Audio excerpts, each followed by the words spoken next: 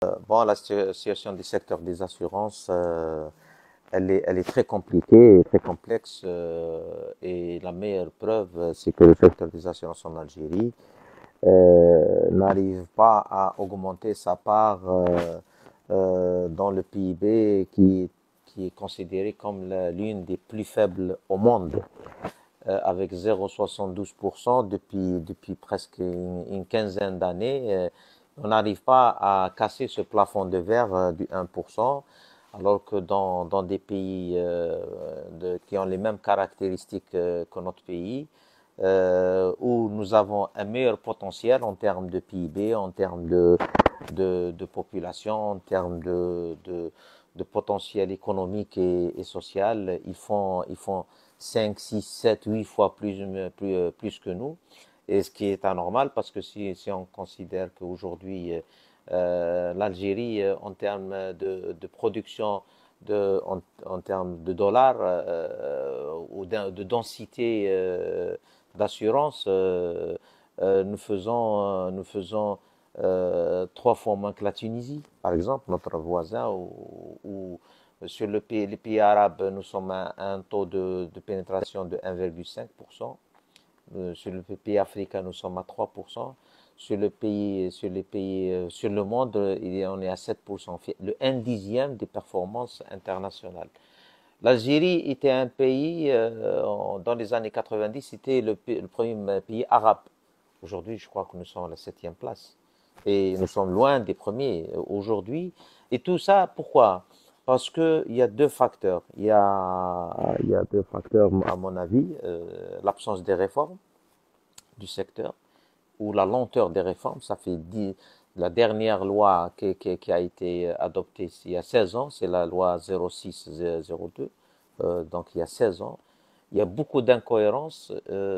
Aujourd'hui, nous avons par exemple aussi les tarifs réglementés qui sont les plus basses du monde et qui ne répondent en aucune logique économique et qu'on décide administrativement de maintenir le secteur dans cette situation et qui engendre après un déséquilibre total entre la réalité et ce qu'on perçoit comme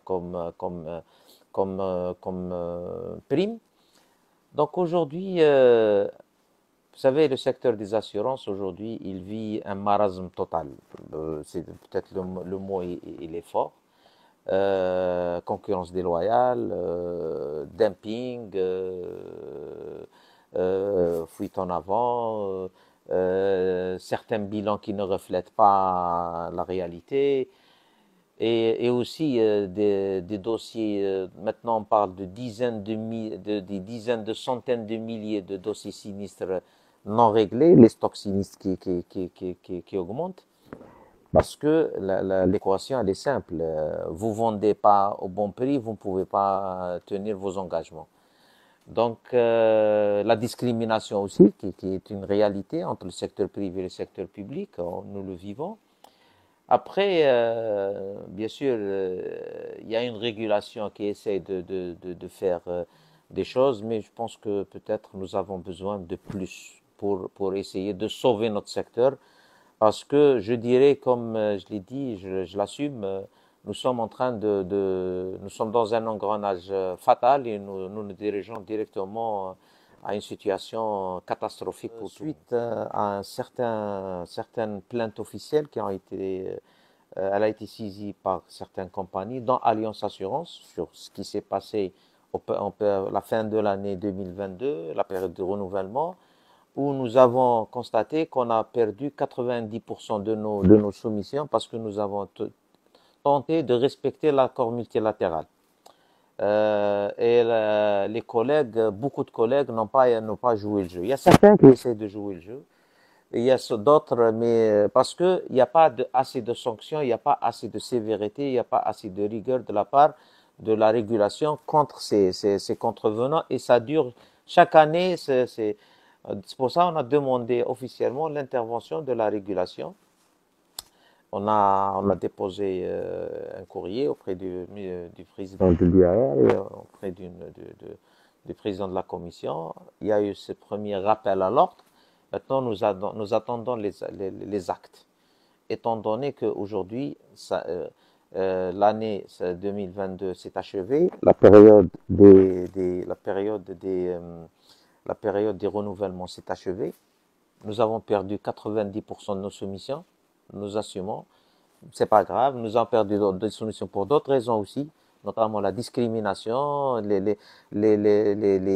certains courtiers qui continuent à mettre des clauses discriminatoires en faveur du secteur public, notamment en excluant des secteurs privés à travers l'exigence de niveau de capital important, en exigeant que ce soit que des entreprises publiques qui soumissionnent.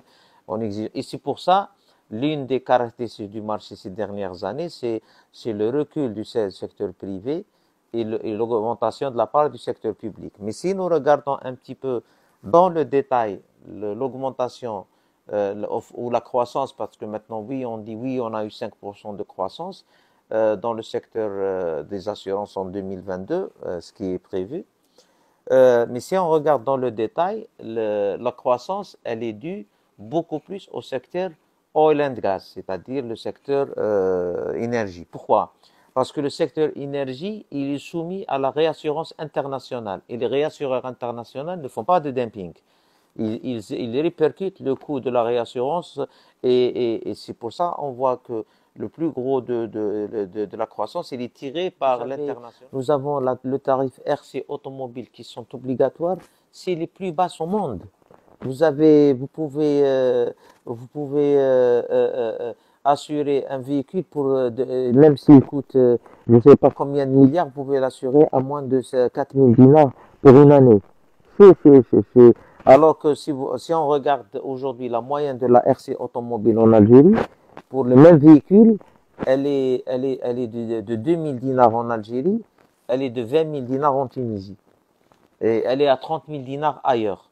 Donc, quand vous maintenez des tarifs aussi bas, aussi misérables, ne vous attendez pas que la branche sera équilibrée. Et cela a des conséquences. C'est que vous maintenez la RC automobile très basse. Le SMIC et le SNMG augmentent selon les décisions des autorités publiques, sur lesquelles est basée l'indemnisation dans le corporel, qui est basée sur un autre principe, c'est de no-fault, c'est-à-dire la non-recherche de la responsabilité, c'est-à-dire quel que soit un sinistre, quand il implique du corporel, il est indemnisé.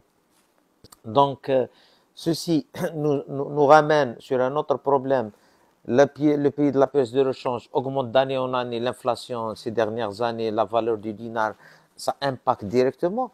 Et d'un autre côté, il y a les experts et les avocats qui demandent l'augmentation des honoraires, et c'est de leur droit pour travailler, je pense que c'est de leur droit.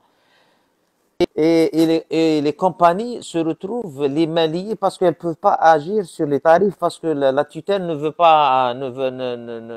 prend pas de décision dans ce volet. Donc aujourd'hui, je pense qu'il est urgent qu'on revienne à un fonctionnement économique et qu'on décide de donner aux compagnies d'assurance révision des tarifs, notamment des RC, et de les rendre au vrai coût, c'est-à-dire ça c'est un élément. Aujourd'hui, l'assurance de personnes, aujourd'hui, on a fait une réforme des assurances de personnes, on a dissocié les assurances de personnes des assurances des ménages, on a créé de nouvelles compagnies, mais cela n'a pas eu l'effet escompté parce que on est allé au plus facile, au plus administratif des décisions, mais on n'est pas allé au fond des choses. Le fond des choses, c'est que, à notre avis, il fallait aussi travailler sur la dynamisation du marché financier, parce qu'aujourd'hui, si on regarde le marché, tout ce qui se passe sur le marché des assurances des personnes, ce n'est pas vraiment Ce n'est pas vraiment, il fait pas vraiment partie de la branche assurance de personnes. Parce que les assurances de personnes, surtout, c'est les assurances capitalisation. Aujourd'hui, on est proche du zéro mais c'est pas la faute des assureurs aussi, hein, parce qu'il n'y a pas de marché financier, il n'y a pas de bourse, il y a pas d'offres, il y a pas, donc ils peuvent pas faire des produits adaptés qu'ils offrent à la clientèle qui cherche de la quasi-épargne. Donc, ceci dit, nous sommes à 0,7%, mais depuis 15 ans, et on n'arrivera pas, et si on continue, on va continuer que sur ça. Donc, il faut une régulation indépendante, il faut plus de discrimination dans le secteur public, il faut revoir les tarifs, obliger aussi les compagnies, quand on revoit les tarifs, en corollaire, obliger les compagnies à tenir leurs engagements, à régler leurs sinistres, à mieux rémunérer aussi leurs prestataires, et aussi qu'il faut qu'il y ait une libéralisation des initiatives dans le secteur pour aller aujourd'hui vers des produits digitaux, vers pas mal de possibilités de créer de la valeur. Parce qu'aujourd'hui, il n'est pas normal que l'Algérie reste avec l'un des taux les plus faibles au monde de la densité d'assurance, avec moins de 29 dollars, alors que chez nos voisins, c'est du 80, c'est du 140 dollars par habitant et par année. Nous sommes à moins de 29 dollars. Nous sommes parmi les taux les plus faibles. Et ce qui nous fait mal, c'est que nous avons le potentiel pour doubler, pour tripler, pour quadrupler, pour multiplier par 5 et dans des délais très courts. Il faut juste que la régulation et les autorités publiques nous accompagnent, nous font confiance et qu'on avance ensemble. De revoir en urgence les tarifs RC automobile, de revoir aussi en urgence l'intervention de la régulation pour mettre de l'ordre dans le secteur, notamment pour ceux qui d'impent les prix, qui cassent les prix et qui n'indemnisent pas leur clientèle. Aussi interdire très rapidement la vente à crédit. Quatrième mesure, à notre avis, c'est de revoir les textes, de mettre la régulation indépendante et aussi une cinquième mesure que nous jugeons salutaire, c'est pour le secteur, c'est de lancer rapidement le marché financier pour permettre d'augmenter la part des assurances de personnes et la part des assurances capitalisation. Après, si on aura une autorité de régulation indépendante effective, elle pourra aussi prendre d'autres mesures à essayer de maîtriser nos charges, mais notre marge de manœuvre elle est de plus en plus étroite étant donné que nous sommes concurrencés, il y a une concurrence déloyale sur le terrain, nous sommes discriminés, nous essayons de maintenir un lien avec notre clientèle, d'innover de nos produits, à mieux maîtriser nos charges.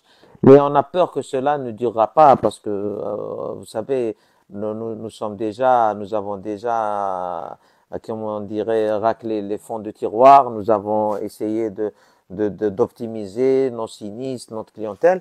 Mais cela ne pourra pas durer s'il n'y a pas de nouvelles décisions. Nous essayons aussi d'innover, d'aller vers aujourd'hui le digital. Mais ce qui nous fait peur, c'est le macro, c'est-à-dire qu'il y ait cette situation de blocage qui est au niveau macro et, le temps passe et aujourd'hui même, il y a un autre phénomène qu'on est en train de remarquer, c'est que le secteur des assurances n'attire plus les compétences. Aujourd'hui, on a peur que dans quelques années, il y aura plus de compétences si l'ancienne génération part en retraite ou elle sort du secteur. Nous n'avons plus de cadres qui peuvent prendre en charge ce secteur et c'est très grave pour notre économie. Donc, c'est vrai que nous restons sur une tendance positive, mais c'est au prix de beaucoup de sacrifices et beaucoup Et nous continuons aussi à perdre des marchés parce que la concurrence n'est pas respectée, elle n'est pas loyale. Les déclarations officielles des autorités, elles sont claires, que ce soit le Premier ministre, le Président de la République ou les ministres chargés du secteur. C'est que il n'y a pas de différence entre, il n'y a que l'entreprise algérienne. Il n'y a ni discrimination, entre toutes les entreprises, elles sont égales devant le marché. Ça, c'est la décision politique et c'est la politique de l'État. Néanmoins, sur le terrain, nous voyons autre chose. Que ce soit dans les cahiers de charges, que ce soit dans le choix des assureurs pour les appels d'offres restreints ou dirigés. Moi, je pourrais comprendre, par exemple, que pour les gros risques très complexes, une raffinerie, une centrale électrique, peut-être des fois, on se dit peut-être certaines entreprises, ils ont plus d'expérience, ils ont plus d'expertise, mais quand ça arrive à des petits centres de soins, à des petites cités universitaires où on exclut carrément le privé dans le cahier de charge, ça devient un petit peu frustrant et est inacceptable. Est inacceptable. Je pourrais comprendre que, je dirais, sur certains risques, qu'il y ait peut-être, ce qui n'est pas normal aujourd'hui, on parle de la coassurance. Pour maintenir la coassurance, c'est-à-dire c'est d'utiliser toute la capacité nationale